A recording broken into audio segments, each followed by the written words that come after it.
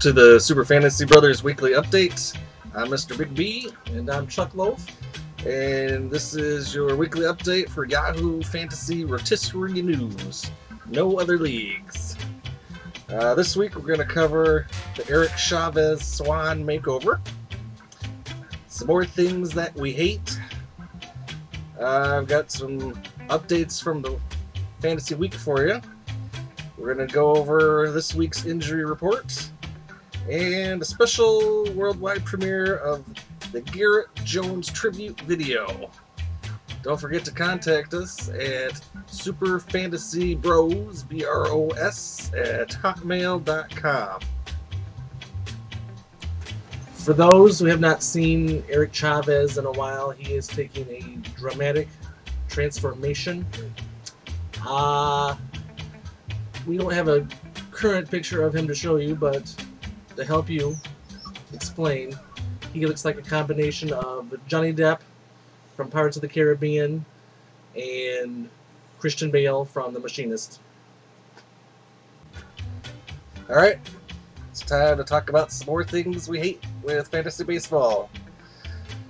What is the deal with taking the entire time limit on your draft every round? Is it really that hard? You've got 11 people in front of you.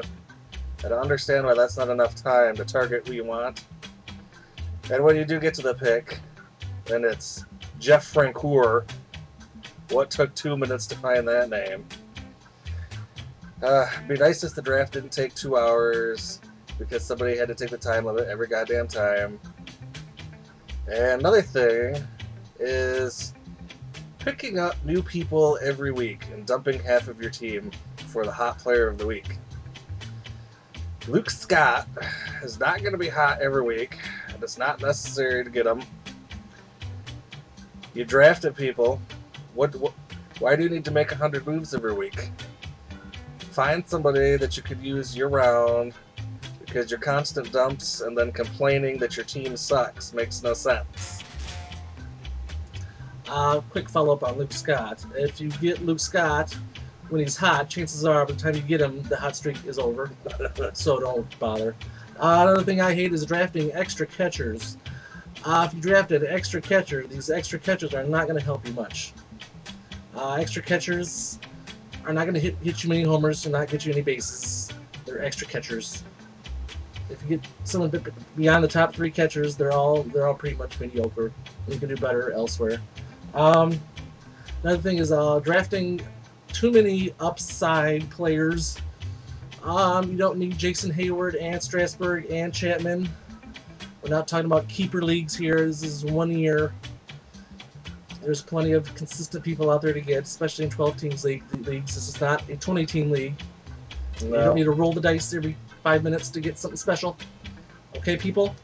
For the love of Allah. And then when it stops working halfway through the season because you drafted too many undependable people and you decide you're not playing anymore. So every time I send you a trade offer, it sits there for 2 weeks until it goes away because I didn't know you were gone. Prime example is Chris Davis last year. He burned me hard. He was bad. I still got scars. Yes, Chris Davis was real bad. He's darn bad. Speaking of Chris Davis, tell me you didn't have Liriano on your team last year too. And or Ching Ming. I had to go to the doctor and get sewn back up after that draft pick. Okie doke. It's time for this week's injury update. Let's start out with closers. If you were lucky, you were able to get a couple closers that haven't been terrible for you. Mike Gonzalez, not really injured, but going back to the bullpen to work on mechanics. But he's going to be gone for a week. All of a sudden, he's not getting drafted at all, and he's getting dumped a lot.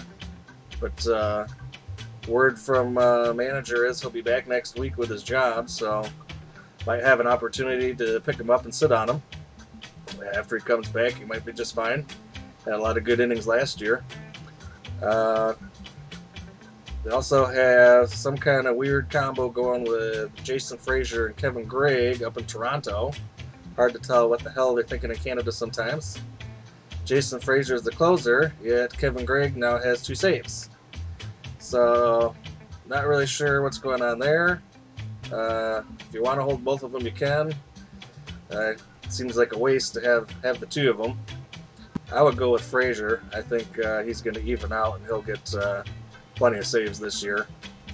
If you're looking for backups, good luck.